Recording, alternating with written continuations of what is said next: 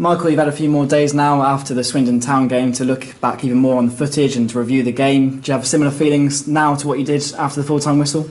Yeah, I think it was a good point against a good team, and it was a good game of football. Wasn't great for the people on the bench because it was end-to-end and you didn't know which way it was going to go, but I think the 4,500 people will have gone away thinking that was a good game of football. Two teams that are trying to play the right way, really. In terms of the week ahead, so often at the start of the season it's Saturday, Tuesday. You've now got a full week to prepare.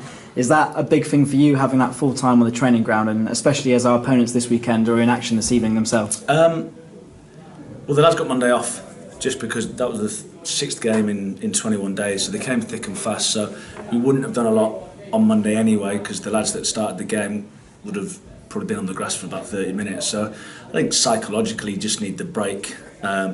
It is good that we get a week to prepare because you can do a bit more work, particularly today and Thursday, because obviously if you've got a midweek game, the Thursday becomes the secondary recovery, so they're not doing a lot. So it's just ticking over really for the last 3 weeks. So it's the first time we get to revisit structure and framework of how we want to work. Yeah, usually there's a routine to the week, but for you as a manager, do you go into a week knowing exactly what that routine is and everyone sort of knows what that is, or do you react to every fixture, every result, and base your training week on that? There is a sort of a structure in place, but within that there's flexibility of what we need to improve on, or maybe what we're preparing for.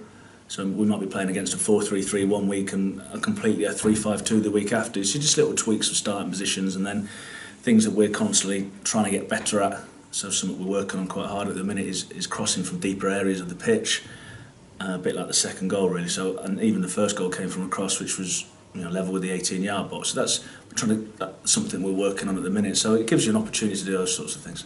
When you came in, obviously you've been working at Burnley both as a player and as a coach for quite a long time. Do you come in and do you change the schedule that's been here in place and rip it up completely, or do you tend to find as a new manager when you come in that you kind of just have to go along with what's sort of been there before almost and just make little tweaks? I think it was most football clubs are normally the same. The one thing I said to the players straight away is you'll always get Wednesday off and you'll always get Sunday off, come what may. But in return, you're expected to come in and work hard every single day. So don't come in and have a cheat day where you just try and tick over today. That's not acceptable. But they also know that they will get there. So if we get beat 4-0 and the players don't turn up, they won't be in watching DVD as a punishment. So it's a two-way street. So they come in.